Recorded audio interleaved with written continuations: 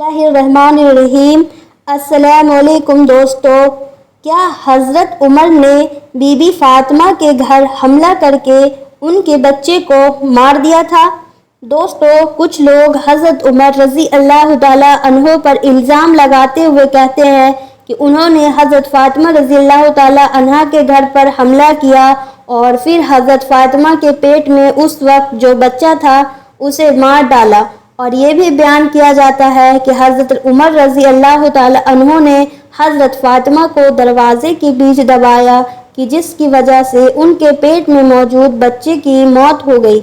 اسی طرح حضرت عمر رضی اللہ تعالیٰ عنہ پر الزام لگاتے ہوئے کہا جاتا ہے کہ جس وقت حضور صلی اللہ علیہ وسلم کی وفات ہوئی تو وہ فوراً حضرت ابو بکر کے ساتھ مدینہ کی ایک مشہور جگہ سقیفہ کے مقام پر پہنچ کر حضرت ابو بکر کے خلیفہ ہونے کا اعلان کیے، اور حضرت عمر نے کہا کہ جو بھی حضرت ابو بکر کو اپنا خلیفہ نہیں مانے گا میں اسے قتل کر دوں گا۔ اسی طرح حضرت عمر رضی اللہ تعالیٰ عنہ پر الزام لگاتے ہوئے کہا جاتا ہے کہ حضرت ابو بکر جس وقت خلیفہ بنے تو حضرت علی نے حضرت ابو بکر کی خلافت سے انکار کرتے ہوئے کہا کہ میں ابو بکر کو اپنا خلیفہ نہیں مانتا، تو حضرت عمر رضی اللہ تعالیٰ عنہ غصے میں حضرت علی کے گھر گئے اور حضرت فاطمہ رضی اللہ تعالیٰ عنہا کو دھمکی دیتے ہوئے کہا کہ اگر علی نے حضرت ابو بکر کو خلیفہ نہ مانا تو میں تم لوگوں کے گھروں کو آگ لگا دوں گا۔ تو دوستو، آج کی اس ویڈیو میں ہم حضرت عمر رضی اللہ تعالیٰ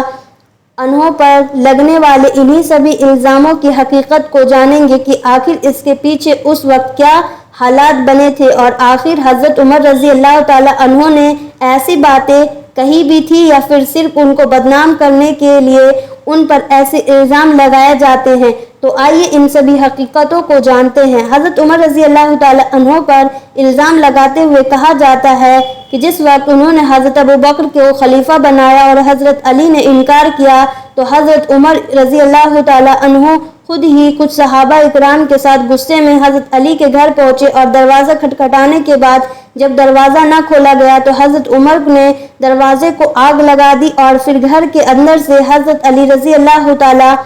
عنہ کو گھسیٹتے ہوئے مسجد تک لائے اور زبردستی انہیں مجبور کیا کہ وہ حضرت ابو بکر کو اپنا خلیفہ مان لے۔ دوستو، یہ سبھی الزام حضرت عمر رضی اللہ تعالیٰ عنہ اور دوسرے صحابہ اکرام پر لگائے جاتے ہیں۔ اس بات میں کوئی انکار نہیں کہ ایسی باتیں کتابوں کے اندر لکھی ہوئی آج بھی موجود ہے، کیونکہ میں نے خود بھی بہت سی کتابیں پڑھی ہے اور ان میں اس طرح کے واقعات ملتے ہیں۔ لیکن دوستو، ویڈیو میں آگے بڑھنے سے پہلے آپ کو ایک حقیقت بتاتے چلے کہ حضور صلی اللہ علیہ وسلم کے وفات کے بعد مسلمانوں کی ایک بہت بڑی تعداد ایسی تھی کہ جس نے اسی وقت اسلام چھوڑ دیا تھا۔ اس وقت کے حالات کچھ ایسے بنے کہ پھر ان پر قابو پانا مشکل ہو گیا، کیونکہ بہت سے یہودی اسلام کا چولا پہن کر خود کو مسلمان جتاتے تھے، لیکن حقیقت میں دل سے وہ منافق تھے، اور ان کا صرف و صرف ایک ہی مقصد تھا کہ اسلام کے اندر اپنی طرف سے بہت سی جھوٹی باتیں شامل کر کے اس مذہب کو پوری طرح ختم کر دیا جائے۔ کیونکہ دوستو، اگر آپ عیسائی مذہب کی تاریخ پڑھیں گے تو ان کے ساتھ بھی کچھ اس طرح ہی ہوا کہ حضرت عیسیٰ علیہ السلام کے وفات کے بعد کچھ شیطانی دماغ رکھنے والے لوگ ظاہری طور پر خود کو حضرت عیسیٰ علیہ السلام کا پیروکار ظاہر کرتے، لیکن حقیقت میں وہ دل سے عیسائی مذہب کو ختم کرنا چاہتے تھے۔ اس لیے حضرت عیسیٰ علیہ السلام کی وفات کے صرف 17 سال بعد عیسائی مذہب کو پوری طرح بدل دیا گیا۔ ان کی تمام تعلیمات کو ختم کر کے کچھ نئی چیزیں عیسائیت میں شامل کر دی گئی، اور اس مذہب کو پوری طرح بدل کر کچھ رسموں کا نام عیسائیت رکھ دیا گیا۔ حضور صلی اللہ علیہ وسلم کی وفات پر اسی طرح کی سازشیں رچی گئی، اور یہودیوں نے دن رات کوششیں کر کے مسلمانوں کو آپس میں لڑانے کی مہم چلائی۔ اس لیے بڑے بڑے صحابہ اکرام بھی آپس میں لڑ بیٹھتے، کیونکہ ان کے پیچھے یہودیوں کا دماغ تھا۔ یہ شیطانی دماغ رکھنے والے یہودی ان بڑے بڑے صحابہ اکرام کو آپس میں ملنے کا موقع ہی نہیں دیتے تھے، کیونکہ انہیں پتہ تھا کہ اگر یہ حضرات آپس میں مل جائیں گے تو ایک دوسرے سے صلح کر کے ساری لڑائی ختم کر دیں گے۔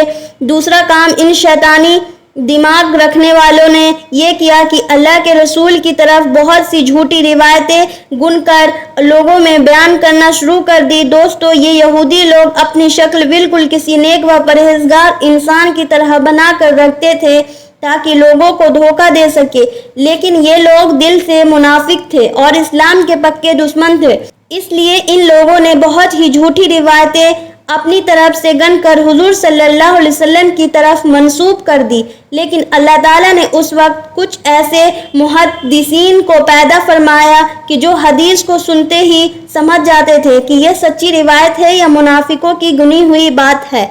آپ حضرات اس سلسلے میں صحیح مسلم شریف کا مقدمہ ضرور پڑھ کر دیکھیں، آپ کو ان سبھی باتوں کی حقیقت معلوم ہو جائے گی۔ اب حضرت عمر رضی اللہ تعالی عنہ پر جو اس طرح کے الزام لگائے جاتے ہیں کہ انہوں نے حضرت فاطمہ رضی اللہ تعالی عنہ کو دھمکی دی اور حضرت علی کو گھسیٹ کر مسجد میں لے کر آئے اور زبردستی حضرت ابوبکر کو خلیفہ ماننے پر مجبور کیا، تو دوستو اس طرح کی ساری روایتوں کو امام بخاری جیسے بڑے بڑے محدثوں میں یہودیوں کی سازش قرار دیا ہے۔ آپ بخاری مسلم جیسی حدیث کی بڑی کتابیں اٹھا کر دیکھیں، ان میں اس طرح کی کوئی بھی روایت موجود نہیں ہے، جبکہ امام بخاری و امام مسلم اور دوسرے محدثین تک ایسی روایتیں ضرور پہنچی تھی، لیکن وہ ان سبھی کو سن کر سمجھ گئے تھے کہ یہ صرف و صرف اسلام کے دشمنوں کی چال ہے کہ جو حضرت عمر و حضرت ابوبکر رضی اللہ تعالی عنہ اور دوسرے صحابہ اکرام کو بدنام کرنا چاہتے ہیں تاکہ لوگ ان سے بدگمان ہو کر اسلام چھوڑ دیں۔ حضور صلی اللہ علیہ وسلم کی جس وقت وفات ہوئی تو سارے صحابہ اکرام بہت زیادہ پریشان ہو گئے۔ حضرت عمر رضی اللہ تعالی عنہ کی تو ایسی حالت ہوئی کہ وہ تلوار لے کر باہر نکلے اور کہنے لگے کہ جو بھی یہ کہے گا کہ حضور صلی اللہ علیہ وسلم کی وفات ہو گئی ہے تو میں اس کی گردن اڑا دوں گا، لیکن حضرت ابوبکر رضی اللہ تعالی عنہ کے سمجھانے پر حضرت عمر کا غصہ ٹھنڈا ہوا۔ اب حضور صلی اللہ علیہ وسلم کی وفات کے بعد ایک طرف تو حضرت عائشہ کے حجرے میں حضور صلی اللہ علیہ وسلم کا جسم مبارک رکھا ہوا تھا اور سبھی صحابہ اکرام بہت زیادہ پریشان تھے، یہاں تک کہ مدینہ کے ہر گھر سے رونے کی آوازیں آ رہی تھی، لیکن دوسری طرف ایک بہت بڑا مسئلہ کھڑا ہو گیا کہ کسی نے آ کر حضرت عمر رضی اللہ تعالی عنہ کو بتایا کہ ثقیفہ کے مقام پر کچھ انصاری صحابہ حضرت سعد بن عبادہ رضی اللہ تعالی عنہ کو مسلمانوں کا خلیفہ مقرر کر رہے ہیں، اس لیے آپ جلدی سے وہاں پہنچے ورنہ ایک بہت بڑی جنگ چھڑ جائے گی۔ حضرت عمر رضی اللہ تعالی عنہ نے جیسے ہی یہ باتیں سنی تو وہ فوراً حضرت ابوبکر صدیق کو لے کر ثقیفہ کے مقام پر پہنچے تو دیکھا حقیقت میں وہاں پر کچھ انصاری صحابہ حضرت سعد بن عبادہ رضی اللہ تعالی عنہ کو مسلمانوں کا خلیفہ مقرر کر رہے ہیں۔ تو حضرت ابوبکر رضی اللہ تعالی عنہ نے جاتے ہی سبھی کو سمجھایا کہ اے لوگو، دیکھو انصار صحابہ میں سے کسی کا بھی خلیفہ بننا ایک بڑی جنگ کو دعوت دینا ہے، کیونکہ اس وقت اسلام دور دور تک پھیل چکا ہے اور لوگوں کی ایک بڑی تعداد کسی انصاری صحابہ کو اپنا خلیفہ بننا پسند نہیں کرے گی، لیکن ہاں مکہ کے قریشی لوگوں کی سارے عرب والے عزت کرتے ہیں، اس لیے اگر اس میں سے کسی کو خلیفہ بنایا جائے گا تو لوگوں کو اس پر کوئی اعتراض نہ ہوگا اور سب خوشی خوشی ان کو اپنا خلیفہ تسلیم کر لیں گے۔ اس لیے میں تمہیں مشورہ دیتا ہوں کہ تم عمر کو یا ابو عبیدہ بن جراح میں سے کسی کو بھی اپنا خلیفہ بنا لو۔ لیکن انصاری صحابہ اکرام نے جیسے ہی ان دو قریشی صحابہ کا نام سنا، ان میں سے کچھ لوگوں کی طرف سے بغاوت شروع ہو گئی اور انہوں نے صاف انکار کر دیا کہ ہم مکہ کے قریشی لوگوں کو اپنا خلیفہ نہیں بننے دیں گے، اور پھر انصاری صحابہ اکرام مطالبہ کرنے لگے کہ اگر خلیفہ بنایا ہی جائے تو دو خلیفہ بنائے جائے، ایک خلیفہ انصار میں سے ہونا چاہیے اور دوسرا مکہ کے قریشی لوگوں میں سے۔ لیکن دوستو، یہ کیسے ممکن ہو سکتا تھا کہ ایک ملک میں دو بادشاہ حکمرانی کرے؟ یا تو ایک فساد و بغاوت کا ذریعہ بنتا۔ اس لیے حضرت عمر رضی اللہ تعالی عنہ کھڑے ہو کر کہنے لگے کہ اے لوگو، ایک میان میں کبھی دو تلواریں نہیں رکھی جا سکتی۔ میں اس وقت تم میں سب سے بہتر انسان ابو بکر کو دیکھتا ہوں، کیونکہ وہ حضور صلی اللہ علیہ وسلم کی زندگی میں آپ صلی اللہ علیہ وسلم کے نماز میں خلیفہ بنے۔ مطلب جب حضور صلی اللہ علیہ وسلم موجود نہ ہوتے تو لوگ حضرت ابوبکر صدیق کو اپنا امام بنا کر ان کے پیچھے نماز پڑھتے۔ اس لیے حضرت عمر رضی اللہ تعالیٰ عنہ نے آگے بڑھ کر کہا کہ میں ابوبکر کو اپنا خلیفہ مانتا ہوں، اور پھر حضرت عمر رضی اللہ تعالیٰ عنہ کے ساتھ بہت سے انصار و مہاجرین صحابہ اکرام نے حضرت ابوبکر کو اپنا خلیفہ مانتے ہوئے ان کے ہاتھوں پر بیعت کی۔ دوستو، ثقیفہ کے موقع پر خلیفہ بننے کے سلسلے میں کچھ اس طرح کے حالات بنے، لیکن بڑے بڑے صحابہ اکرام کے سمجھانے پر سبھی مسلمان حضرت ابوبکر صدیق کو خلیفہ ماننے پر راضی ہو گئے، اور پھر کسی کی طرف سے بھی مخالفت کا اشارہ نہ ملا۔ دوستو، اس واقعے میں کچھ باتیں بہت زیادہ غور کرنے والی ہے۔ وہ یہ ہے کہ حضرت عمر و حضرت ابوبکر اپنی مرضی سے ثقیفہ کے مقام پر نہیں گئے تھے، بلکہ وہ اس لیے وہاں گئے تھے تاکہ غلط خلافت کے فیصلے پر لوگوں میں جھگڑا ہونے سے بچا سکے۔ اس لیے حضرت ابوبکر نے مشورہ دیا تھا کہ حضرت عمر یا حضرت ابو عبیدہ میں سے کسی کو خلیفہ بنا لیا جائے، اور جب حضرت عمر رضی اللہ تعالیٰ عنہ نے حالات بہت نازک دیکھے تو حضرت ابوبکر کے خلیفہ بننے کا اعلان کر دیا۔ دوسرے بڑے بڑے صحابہ اکرام بھی حالات کی نازکی کو سمجھ چکے تھے، اس لیے اس وقت کسی نے بھی کوئی مخالفت نہ کی اور سب نے حضرت ابوبکر کے ہاتھوں پر بیعت کر لی۔ اسی طرح ایک دوسری بات اور بھی ہے کہ اس وقت حضرت علی و حضرت زبیر موجود نہیں تھے، اور ان کی غیر موجودگی کی سب سے بڑی وجہ یہ تھی کہ وہ حضرات حضور صلی اللہ علیہ وسلم کی تزئین و تکفین میں تیاری میں لگے ہوئے تھے، اور حضرت ابوبکر و عمر ثقیفہ کے مقام پر لوگوں میں صلح کرانے کی نیت سے گئے تھے، اور بعد میں کچھ حالات ایسے بنے کہ حضرت عمر نے حضرت ابوبکر کے خلیفہ بننے کا عام اعلان کر دیا۔ اب کچھ لوگ حضرت ابوبکر و حضرت عمر کو ٹارگٹ کرنے کے لیے یہ الزام لگاتے ہیں کہ ثقیفہ کے مقام پر ان حضرات نے جان بوجھ کر حضرت علی کو نہیں بلایا تھا تاکہ ان کے ہاتھ میں خلافت نہ دینی پڑے۔ تو دوستو، یہ ایک سراسر الزام ہے کہ جس کا حقیقت سے کوئی تعلق نہیں، کیونکہ میں آپ کو پیچھے واقعے میں بتا چکی ہوں کہ یہ دونوں حضرات ثقیفہ کے مقام پر کیوں نہیں آئے تھے، اور حضرت علی کو آخر اس بارے میں خبر کیوں نہ ہو سکی۔ دوستو، حضرت علی رضی اللہ تعالیٰ عنہ کی طرح دوسرے بہت سے ایسے صحابہ اکرام تھے کہ جنہیں حضرت ابوبکر کے خلیفہ بننے کا کوئی علم نہیں تھا۔ اس لیے اگلے دن حضرت عمر رضی اللہ تعالیٰ عنہ نے مسجد میں کھڑے ہو کر حضرت ابوبکر صدیق کی خلافت کا عام اعلان کیا، اور پھر جو صحابہ اکرام بچ گئے تھے تو انہوں نے بھی بغیر کسی مخالفت کے حضرت ابوبکر صدیق رضی اللہ تعالیٰ عنہ کو اپنا خلیفہ تسلیم کر لیا۔ دوستو، لیکن یہ بات اتفاق رہی کہ آج دوسرے دن بھی اس موقع پر مسجد میں حضرت علی موجود